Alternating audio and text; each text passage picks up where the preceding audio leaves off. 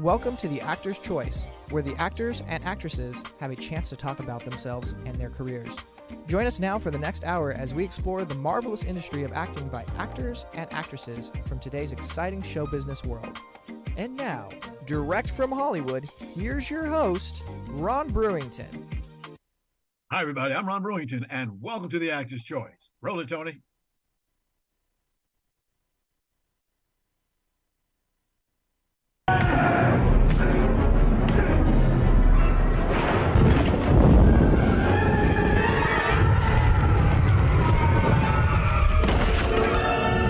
What do you think, 4 spiders, 1 per floor? Let's do 8. I gotta eat. The cry in their eyes, you're terrified and absolutely terrified right now. You don't want your kids to know terror. Keep them away from me. John Anderton. By mandate of the District of Columbia Pre-Crime Division, I'm placing you under arrest for the murders of Leo Crow. Ladies and gentlemen, my first guest today is an American actor, director, screenwriter, producer, journalist, international entertainment speaker, and teacher. He's very busy. He has accumulated appearances in over 180 films and television series. Not bad. Some of his work includes The Last Man Standing, Death Warrant, Crossfire Trail, Free Willy 3, The Rescue, and a whole bunch more. Ladies and gentlemen, please welcome Patrick Kilpatrick. Greetings, Patrick, and welcome to The Actor's Choice, sir. Hi, Ron. Thank you very much. It's interesting, your tagline about actors talking about themselves. Isn't that all actors talk about? Well, you know what actors are. The next thing they tell you is when you see an actor, you always say to them, what's next? What's next? What are you doing next? They always ask that. Yeah, but I'm lucky. I'm usually writing a script or raising money or something like that. Got you. Between jobs.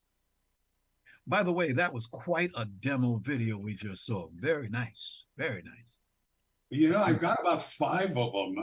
You want to keep those things to under 2 minutes, because even if something is excellent, it kind of gets boring if it's too long. So it's like a 45 record. You remember those? Yeah, oh yes, back in the day, sure do. Yeah. Keep it short and sweet. Got you. Tell us where you were born, sir. I was born in a tiny town called Orange, Virginia.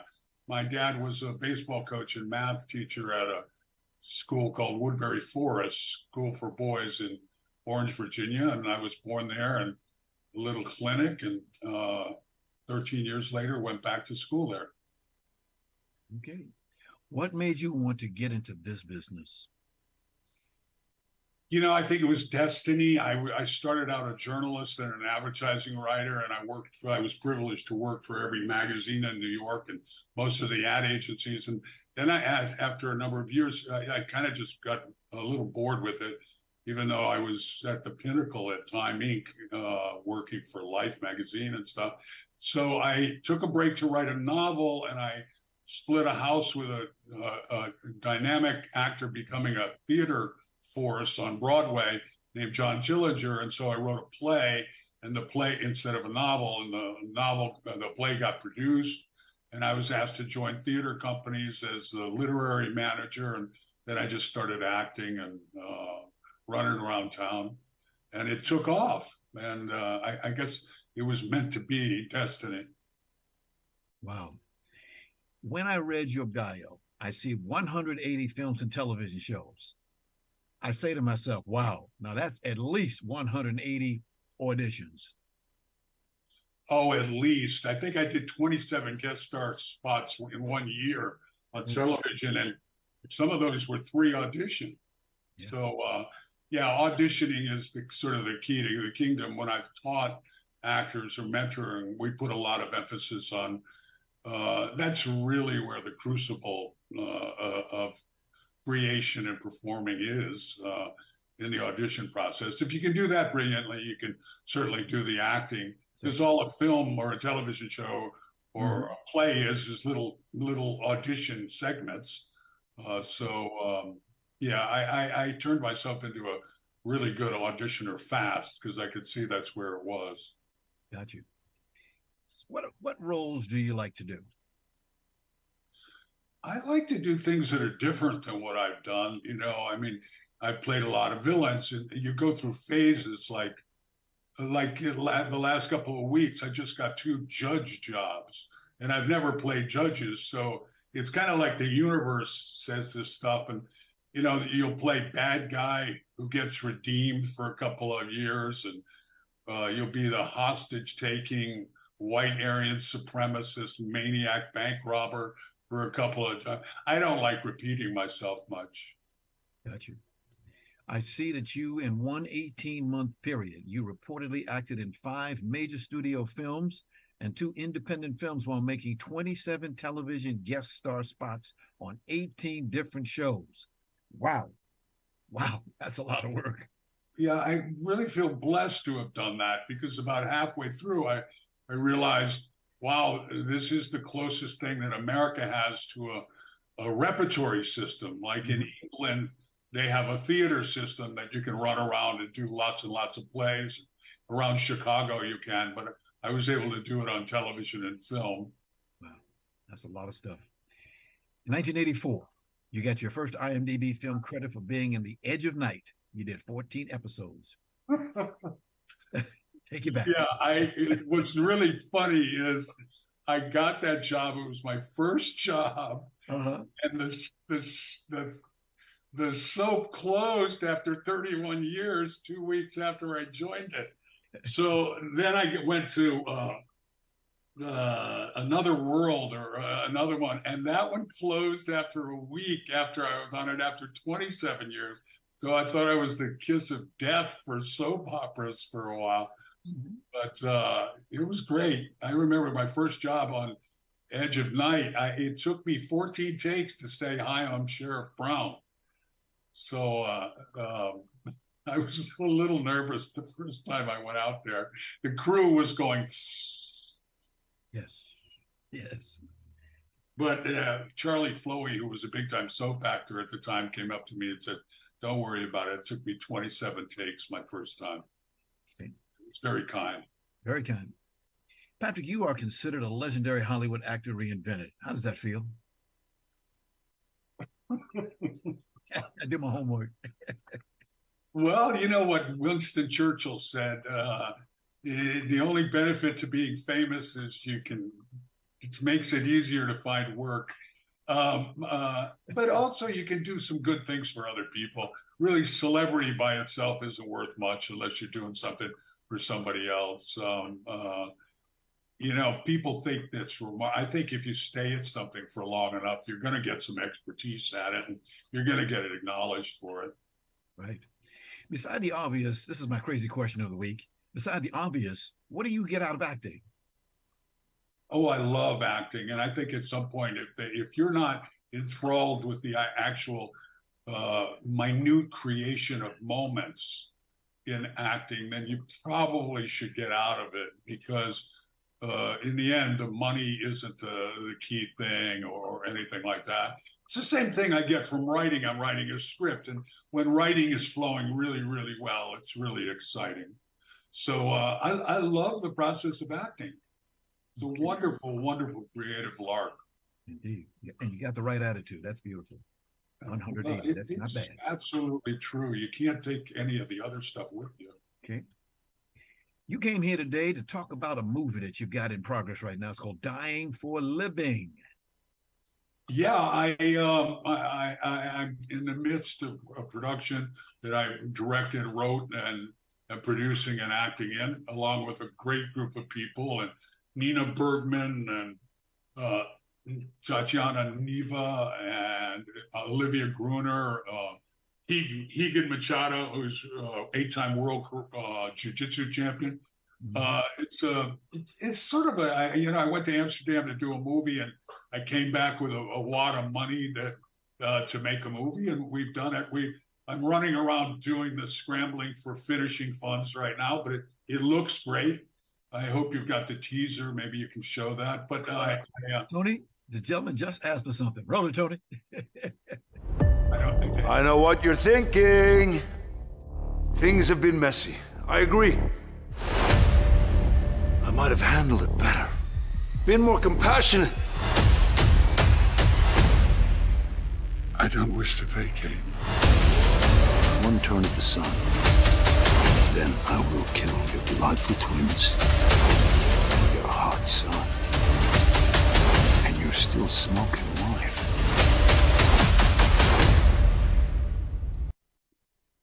Wow, that is kick-ass take. No names. No names.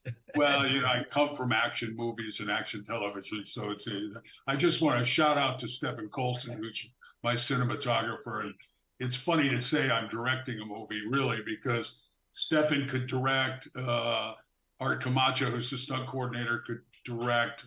Rafaelo Cosamadas, my producing partner, is a director.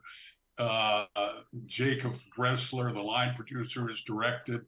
So I've got a great support system and a wonderful team, and it's coming out really, really well. I shout out also to Costas Mandylor, who's in that, and the Wall twins. And Michael Adioke, a four-time world ballroom dancer, is in the movie. So a lot of colorful elements. Ivana Nugent, who just really delivered the goods so well in the film. And Sam Kilpatrick, my son, is in it. Okay. Little nepotism, which it's the universe takes care of you. I wanted Sam to do the part. He wouldn't do it. So I hired a wonderful actor. The actor got COVID the morning we were shooting. So I called Sam and said, would you help your old man out? So the universe took care of us and did what I wanted intentionally. That's the way to do it. Indeed. Indeed. I understand the movie is coming out June 30th expected. Well, I hope so. Like I said, I'm still doing the financing dance on the finishing funds.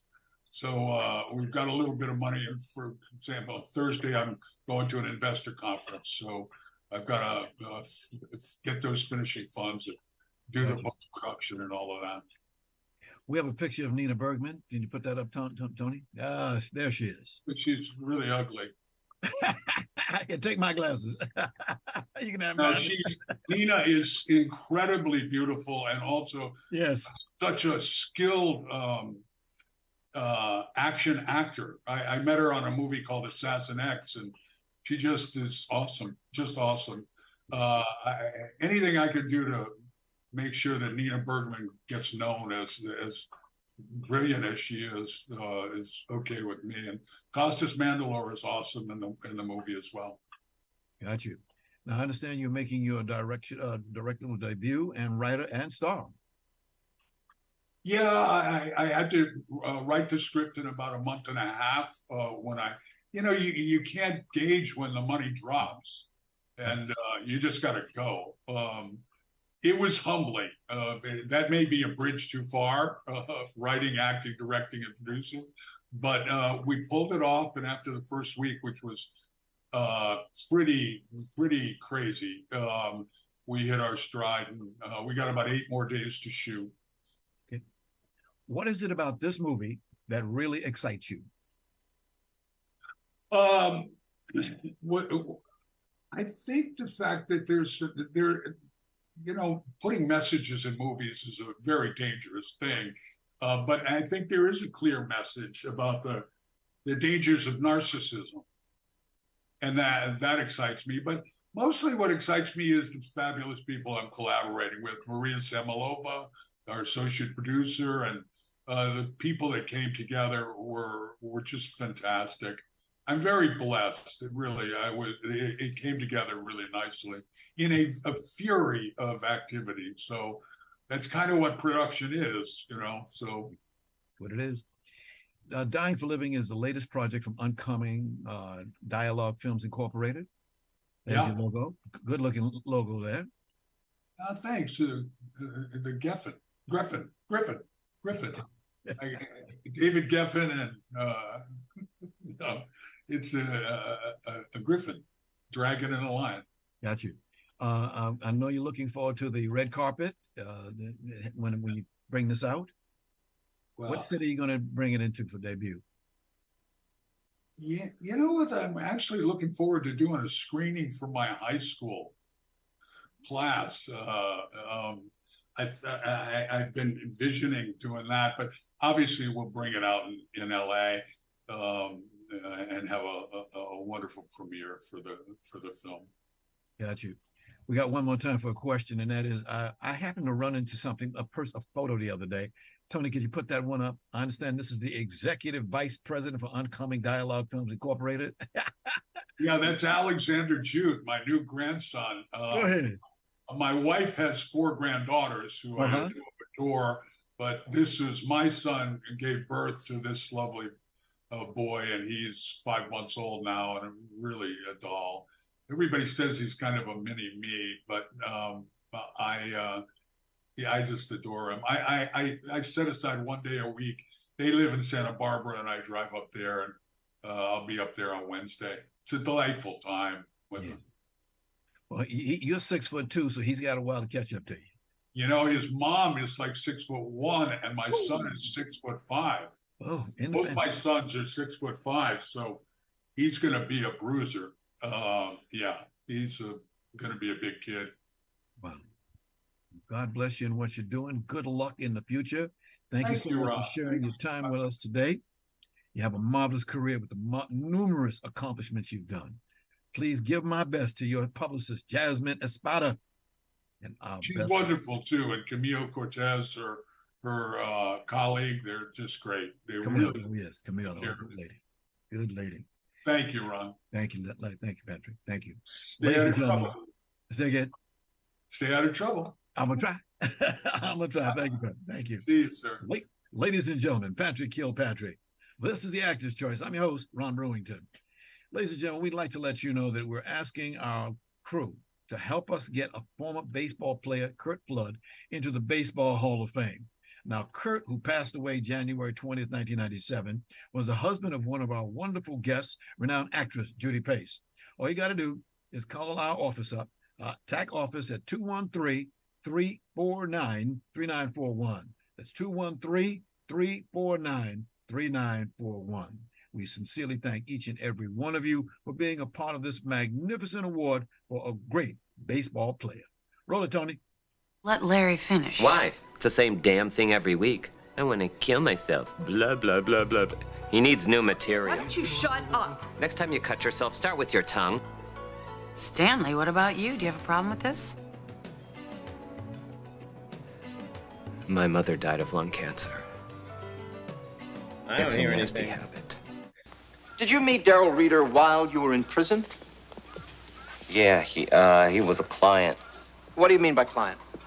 Dead homeboy's tat, 38. Ladies and gentlemen, my next guest today was raised by Speak Freak alcoholics, an experience that shaped his unique voice and eccentric view of the world. Now you can hear that one, okay? His inner child is alive, well, and always ready to play. Seriously. Ladies and gentlemen, I give you the renowned veteran actor, writer, producer, Mitch Hara. Greetings, Mitch, and welcome. Hey, everybody, how are you? All right. What it is that we're playing it. You didn't hear it. We're going to give you a copy of the show. You'll hear it at that time. You'll be here. Oh, cool. Oh, yeah. What was that? What was that? I've seen it. I was there. Right. He was there. He was there. Wow. What a bio. Wow. Wow. We got 17. I've been working my ass off. Ain't nothing wrong with working your ass off, brother. Ain't nothing wrong with that. We got 17 minutes, so let's get busy. First of all, where were you born? Chicago. Chi-town. Oh, yeah. Yeah, I was born in Chicago, ran away from home, grew up in New York, ran away from New York, came to L.A. All in one sentence. Yeah, you know, it was like bam, bam, bam. I work fast. My people were speed freak alcoholics. Wow. Well, let's go back a little bit. You started in Chicago, came to New York City, age of 19 years old. Tell us about the Big Apple experience that you had. Oh, for me, it was amazing because I was 19. I knew nothing. So I had a 5-floor walk-up, 1-room apartment with more cockroaches than furniture. And I just didn't care. And I auditioned for the Actors Studio, and I didn't know it was hard to get in there. We talked, and so I just went in there, did a monologue from Catcher in the Rye or something, and cried and laughed and whatever. And I just got up and I was leaving, and they were like, Mitch. I was like, what? They were like, well, we would like to invite you to be part of the studio. And I was like, oh, okay. And then I found out people took 5 years to get in the studio. Right. So, that's where I started. Right. I'm glad you said that because a lot of people don't know about the word actor studio, and here's a good chance for them to find out. Being a part of that, like you say, it takes at least 5 years to get in. Here, you got in earlier than that, but this is a place you want to be in because it's who you know. 100%. It's like Al Pacino, Ellen Burstyn, like all the, yes, very famous people studied with Strasberg and the method and all that. Right. Working in comedy clubs, right, to say the least. You did a little work on that, right? Pardon? You worked in some comedy clubs. Oh my God, yeah. I did a lot of comedy clubs, Catch a Rising Star, the Improv, and that was amazing because I just love live audiences. Because, we go on a trip together. Yes. And you get immediate reaction. They love you or they don't, and they tell you. Yes. And I really like that. It's a little S&M, but it's okay. That's okay. That's all right. It ain't going past what you know. There you go. Nobody hears that. One day while pole dancing on 42nd Street, New York City, you were called to LA for a special pilot. Please tell us about that. That was so crazy. I mean, I was flown out to LA to do this. It was called True Believer, and it was with Treat Williams. And I was this gangster, tatted up, crazy person. And it was just like, woo, a big time. And we like filmed. And it was amazing with an amazing director and amazing co-stars and blah, blah, blah. And it would have like catapulted me into like a regular on a TV series. And they were like, we're done. They showed one episode, the pilot episode, and then it was like, bye, gotta go. Because when your publicist told me that we were going to be having you on the show today, I said, not the real Mitch? Yes. Who don't know you? Who don't know you? My goodness. You came, while you out here in LA, in 1979, you did a television movie drama called Fast Friends. Fast Friends. Yes. Oh my God, that was so great. That was like, again, I looked wild with long, crazy black hair. And so it was a film for television. And I played like an alky tweaker male prostitute turning tricks on Santa Monica Boulevard. Ooh. Oh, yes. So my parents back in Chicago were so excited I was going to be on TV that they had a party for 60 of their closest friends. Yes. And I come on, snorting up a storm, screaming at passing cars, trying to do tricks and making money as a prostitute, and they lost their mind. Understand? This is their son. Right. Understand Santa Monica's still in business. Still there. Still there. It ain't going nowhere. Somebody got to make a little money. Right, honey. You know. Who knows? Okay, let's fast forward a little bit to 2019. You got involved in a TV series, a comedy, where you had 16 episodes. It was called Smothered. Oh, my God, yes. That went viral. The first season, look at us. It's hysterical. It's so funny. It was, we were up for your consideration with the Emmys. We went viral. We were on Amazon Prime. It started out as 7 5-minute episodes, and it's a hateful couple who cannot stand each other, but can't afford to get divorced. So they go into therapy hell, and then they wind up robbing a bank to get away from each other. And then we just shot, second season is going to be launching April. 9 new episodes, 10 minutes apiece. Ooh. And it's amazing. We have so many guest stars that are more famous than us. And it's hysterical and touching and funny and crazy. And I'm so proud of it. Do you have a date and time for where this will be happening? I'll let you know the exact date, but I know it's going to be on Amazon Prime, and it's going to be on like 7-10 other platforms, like Reverie and Apple TV, and in Europe they're going to be on pause. I'm very excited. Wow, I know you are. Wow. By the way, we just happen to have a video of that. Roll it, Tony.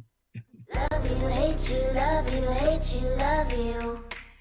I mean, it doesn't matter what I say, you say the opposite. I am emotionally disappearing. Really? I really am. Till you eat your own I'm drowning in here. I really am. One at a time. Please, put me anywhere else. I cannot live and work with this person. That's not my problem, Mr. Potato Head. You married this person. She has a point. Oh, shut up. Shut up. Lick my balls. I would if you'd shaved. Die. I'm already dead. I know. Stop. Love you, hate you, love you. Wow. Wow. And that's Amanda Bierce from Married with Children. She was the neighbor. Yes. She has a huge career as a director, but she came on as our what's her name? Amanda Bierce. Yeah. Uh-huh. Yeah, she's great, and Jay Rodriguez is in it, and Ada Rodriguez, who's a huge stand-up comic. She has an HBO special. We have so many peeps, and all colors and yes, sexual preference. I was going to say, you know a lot of people. Whatever you got, baby. We got like 25 co-stars. Yes, amazing.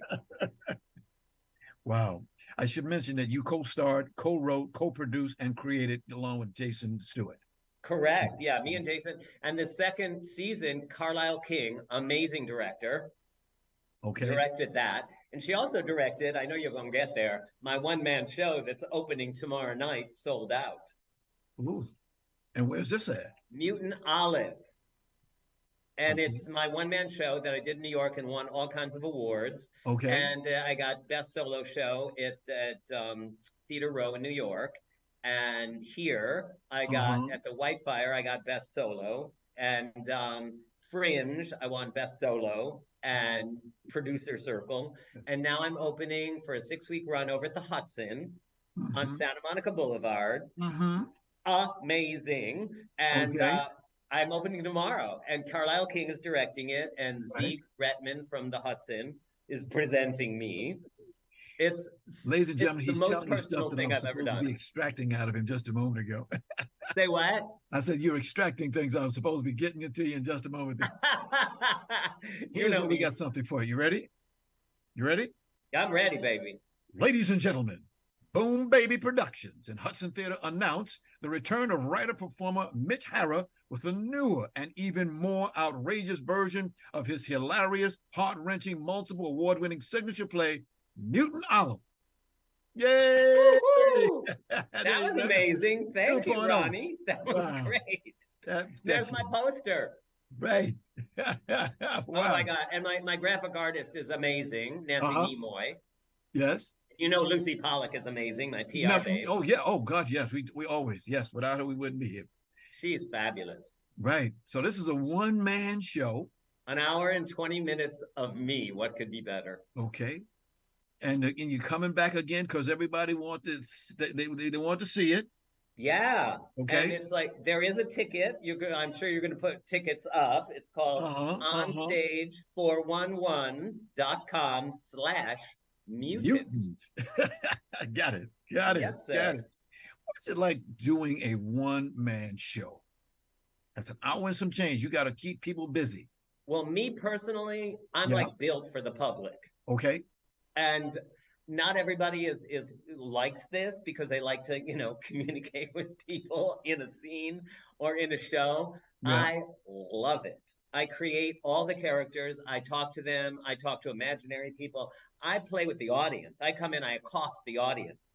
It all takes place in an audition. So I make everybody part of the casting process. Yes. And I pass out pictures, and they're part of the journey. It's like I pull up my train, they get on, and they cannot get off till we hit a wall. So it's like, wow. I love it. Wow. It's amazing. It's amazing. We're echoing each other. It's amazing. He's right and he's right. Amazing. I love it. Wow. Well, we got a couple of pictures. Tony, can you show the first one, number 38? This is something that, remember this? Oh my God. Look, I found that one. Look at this. You got a good one. Sold out. Right. That's my theater. I'm doing it there. This gentleman has got a lot of things going. By the way, he's got a website. Could you tell us about that website? Because a lot of people need to see it. MitchHara.com. Okay. And it's got, I did a pilot for Peacock, and that's there. We've got some material on there with Alana Glazer, who was Broad City. She directed it. Her brother wrote it. And Colton Haynes, who was on Arrow and Teen Wolf or whatever. He's the co-star. And I'm outrageously amazing. I have a disco ball in my head. My character is just living in the 80s. So it has a bunch of other, and it's got a lot of pilots that I did. I just finished a pilot called Sonny's Closet. Okay. That they're in editing now, and I play this evil executive assistant who's trying to gaslight and drive my boss crazy because I want to inherit all the money. So it's like I'm really good at that. So that's on there too, and the Emmy stuff is on there, and Doris Roberts was a great friend of mine, and we did a series together. And from Everyone Loves Raymond, she was the mother. And it's got a lot of info and a lot of pictures and, interviews and happy stuff. Happy stuff.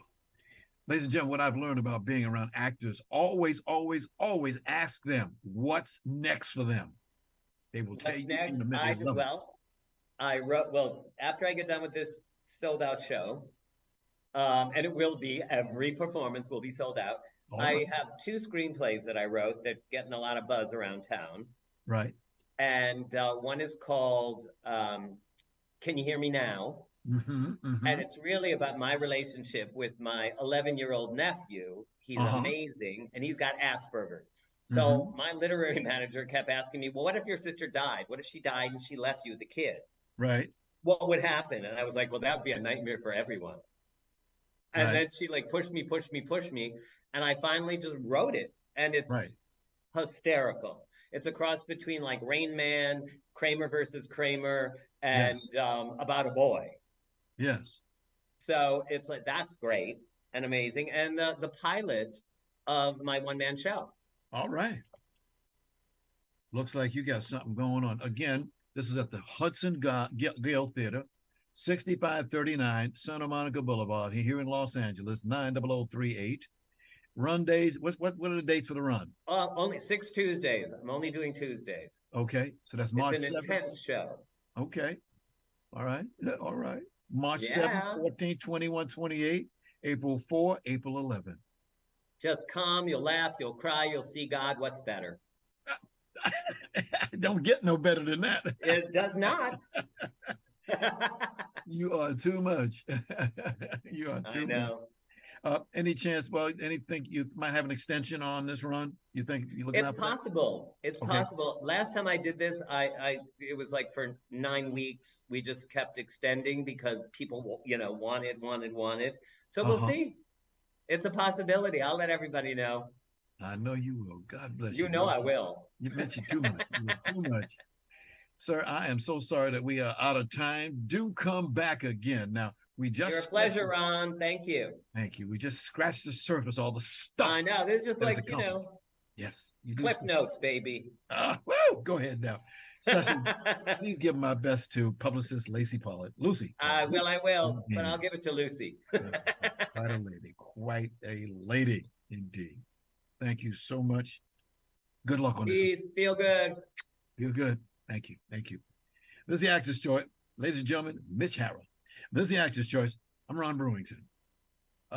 We're talking about Roll It, Tony.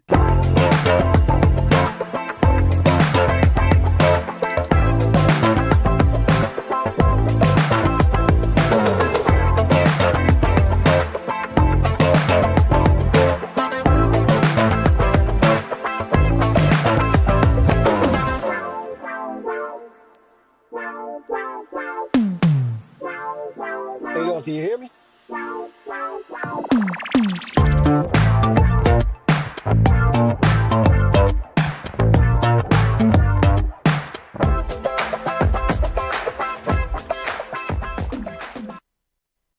Ladies and gentlemen, for more information about the TAC Broco channel, please call us at 213-349-3941. That's 213-349-3941.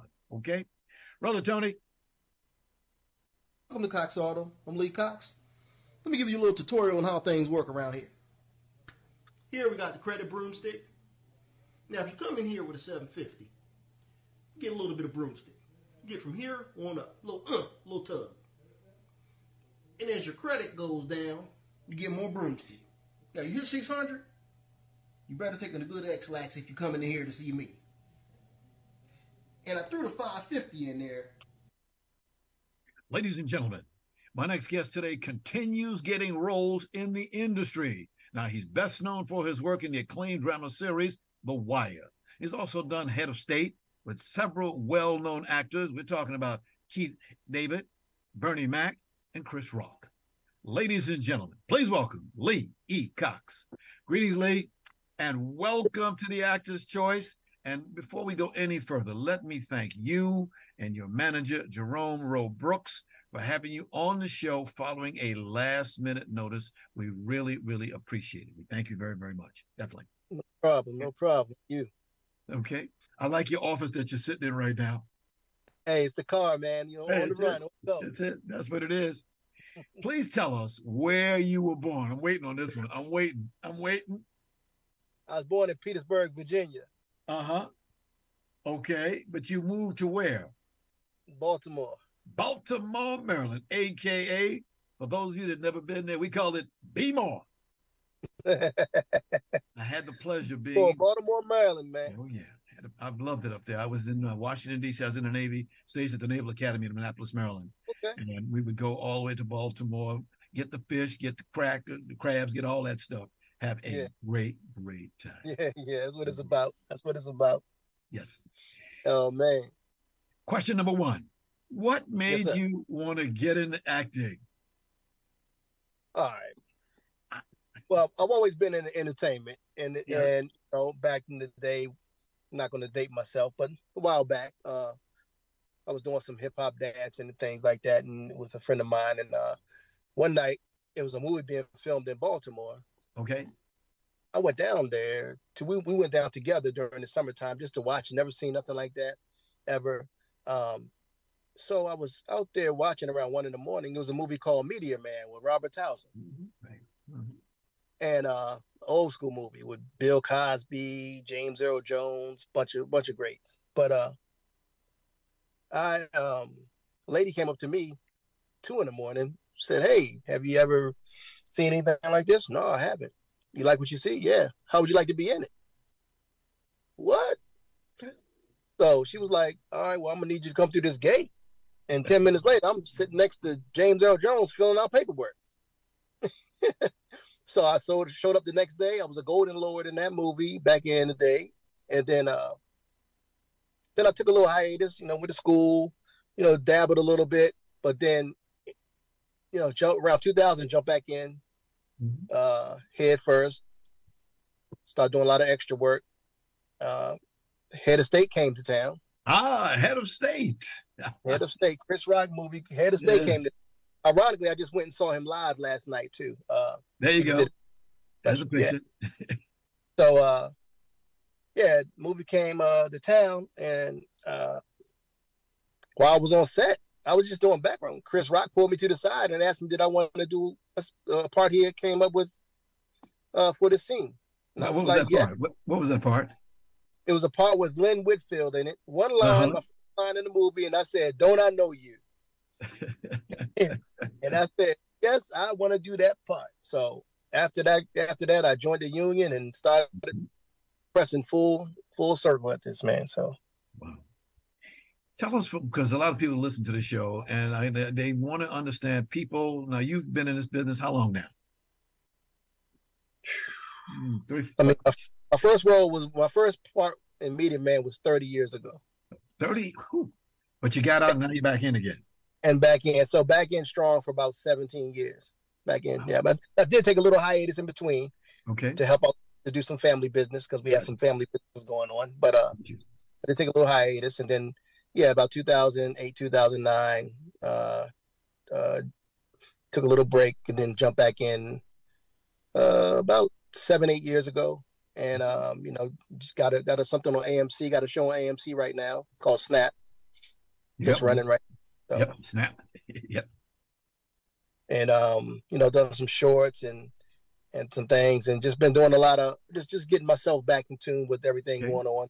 Doing a lot of traveling back and forth. I'm still on the East Coast, but I'm relocating to the West Coast permanently this summer. So good. You'll love it in this place. Right in your area. Right in your area. Talk about, if you would, training, education that you've gotten and that's needed in this business. Because a lot of people, they don't think I don't need none of that, not me. Oh, no. You definitely need to train. I mean, I've trained because I lived in LA already before. back in 2006 to 2008. I lived in North Hollywood area, Burbank area. So, no, you need as much training as you can, because you know, with anything, the tools you have, you know, they go dull a little bit when they're not used. You know what I mean? So to stay sharp, you need training. There's no, you know, I don't care who you are, how funny you think you are. You need all kinds of, you need to go get some, what's some, my mind's a little blank right now. But anyway, you definitely need training. I've had very extensive training, and I still continue to train. You know, I have an acting coach now. That's a director. Good. And yeah, so you just have to stay sharp in this field, man. There was a bunch of hungry people coming up behind you that would love nothing more than to get the part that you auditioned for. I keep telling people that there's over 10,000 people on the right side just waiting to get in. Just waiting. It is. Yes. Let's go back. You finally came, after you had decided to do it, you came here to Hollywood. What was that like? Well, I had to do my Hollywood run, so I went to Crenshaw. Crenshaw? I went to the you swap. need to see it now. They got a new subway train down there now. Oh, wow. Okay. On Crenshaw, yes. Mm-hmm. Yep. So I came out there, you know, set up in North Hollywood, and man, it was a time out there. You know, I did the whole LA thing. Yeah. Then I just had an older man, different manager back then, and we just hit the ground running, and you know, it was and things, but now I'm in a very good place now. I got a great person, Jerome. That's my boy, my manager. Oh yes. Great person behind me, and I got a great agency behind me as well. So, yes, Mr. Brooks is very good at what he does. Yes, he is. Quite a manager, indeed. What kind of roles do you look for? Well, like it's funny because I played a cop on the TV show The Wire, and so I tend to get a lot of auditions for cop roles. Might be the look. But I tend to get a lot of auditions for cop roles, serious roles. But I've always wanted to play in a comedy because I love comedy. I've done a lot of skits, a lot of different things, and comedy is one thing that I haven't done yet on the big screen. But I want to one day do that very soon. Yes. Oh my goodness. Support from family and friends on what you do. 100%. Got a core group of friends. It's about 6 of us. Been friends 35 years. And I mean, they're behind me 100%. My sister, my brother, immediate family's behind me 100%. And that's really important, man, because a lot of people don't have that. Right. Or people just don't believe in them, you know, and that could be sometimes the difference between you keep going and you quitting. Yep. You know. People do what people do, but you got to have, like you said, couldn't disagree with you anymore. Yes, have family and friends, because they're your best critic, of course, is you, but they're right there with you as you're doing something, helping you out. Girl, man, why you do that? What's wrong with you? And they say it to you in a way that you understand, and you say, you know, that's the best training in the world, especially for your mother, especially for your mother. As I call it, your mama. That's exactly what I know that name. And I miss mine. No, mine's no longer with us, and all right. Yeah. So, but she's watching though. She's watching. Amen to that. She's watching. So, amen. Advice you would give to persons to get into this business who they want to do it. What would you tell them? Work hard. Do not quit. And if this is what you really want to do, just stay at it. Do always construct your day with something towards your goal. Okay. Do something towards your goal every day. That's the best advice I can give, because that advice has worked for me. Once you put that kind of energy out there, that energy comes back. Yes. So, yeah. Yes. Okay. Thank you. The film The Wire. What was it like doing that film? Hey, man, that has to be one of the coolest sets that I was on. I did that show for 3 seasons. I played a cop, Officer Aaron Castor, kind of a rookie cop. Then, you know, as the seasons went on, I got a little more acclimated to being a rougher cop. But Yeah, great actors, actresses. Everybody on the set was phenomenal, man, and I just enjoyed myself. It was like going home. It wasn't even like going to work. When you went to work, it was like going home, hanging out with the friends, and it just had to be a camera there. Yeah. You know what I mean? So, and that's, to me, that's the best feeling you want to have on set. I've been on a million sets, and it's very few sets that I've had that feeling on. And I'm pretty sure a lot of people, they're listening to this, they can kind of vouch for what I'm saying as well. They Got you. Yeah. I like being on sets myself. My favorite place on the set, where they have the food at. That's where I like to go. I love to go to that food place. Because I was in a movie, Harlem Nights. Eddie Murphy. I was an extra, and I remember he fed us good. Yeah. I've never been on an Eddie set, but I heard that. I heard him and Tom Cruise don't pull no punches on the food. Yeah, it was. I never will forget Eddie Murphy. Never. Especially back to the why, especially when you're a native of Baltimore, is B-more really like that? B-more is probably a little worse. Okay. It's a little worse. The Wire kind of cleaned it up a little bit because it kept, I mean, don't get me wrong. The Wire did a great job at depicting what it was like to actually come in Baltimore and see what's going on in Baltimore. But, if you lived in Baltimore, you can actually say, The Wire is very realistic, but it might have a little edge to it, a little more than what you're seeing on TV. Okay. We just happen to have a clip. Roll it, Tony. Aaron Castor. You independent Lloyd Castor? Yes, sir. It's my uncle. Good police. Oh, man. You know where you are. You too. That's when that's when the joint pointed forward. You getting your hind parts kicked and you on the horn scream for help.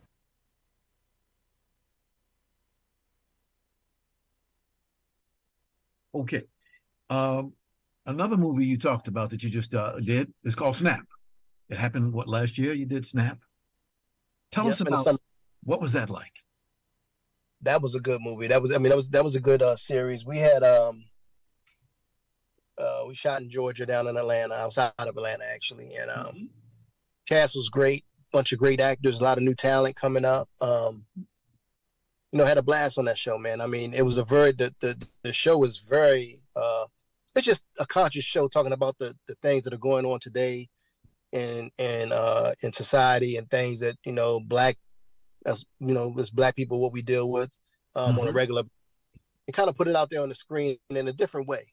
Got you. So, but it's definitely a great show, educational. It's going to teach you something. And I just say tune in and check it out. It's 6-episode miniseries, and it's great. Loved it. We just happen to have another clip. Roll it, Tony. You must use the female versus the male, and the male versus the female. I'm stressed. I'm barely feeding my child. Do you know how that makes me feel as a mother? This will create anger, jealousy, and hate. You going to jail. You must use the dark-skinned slaves versus the light-skinned slaves. All on the same team, right? You must use the Willie Lynch, huh? That was the first episode. Yeah. Yes, Willie Lynch. A lot of people might not have heard. Can you school us? Who is Willie Lynch? Willie Lynch was the syndrome. Was the situation back in the day where he kind of put the black woman against the black man in the household, and kind of alienated us, basically providing them with assistance, saying you don't need a man in the household, you can do this without him, and just separating the black family. That's what Willie Lynch syndrome. Yeah, did a lot. 2 questions real quick. Have you done any stage work yet? No. Okay. Oh, you mean as far as plays? Yes, plays and stuff like that. I did a Soldier Story a long time ago. Okay. Soldier's play, yeah, long time ago. But I haven't done any really stage plays since. I kind of like veered away from that, not purposely, just where my career has taken me, basically the TV. Got you. Before we get out of here, there was a good weekend, by the way, for Creed 3, as Michael B. Jordan, who was an actor and also the director, he took in $58.6 million, a new franchise record. A new record. I'm proud of that, man. I mean, it just goes to show you, they say that Black people can't produce films. They're basically, it's a money thing. So, and this generated the money, way beyond the money they expected it to generate. So, it's like we keep fighting one fight after another. And then it's like, all right, well, we can't generate money. We just generated the money that you didn't. All right, what's the next hurdle we have to jump? Right. But to get off of that topic, Michael B. Jordan, he was in a while. Yep. Uh-oh. He went there. Okay. All right. Well, once again, we got a little problem. We got a little tech problem here. Thank you for being here today, Lee. And when you get a chance, come on back again. Blessings to you and in your career. Okay. Want to thank our sponsors, Hobby Brandman, Photography is Art, Ron Irwin's Lose Life, The Way to Lose Weight, Larry Buford, Book to the Future, Time Travel, Message in a Capsule, State Farm agent Carla Green, and veteran actor Rob Brownstein's Actor Training School and Actor Space.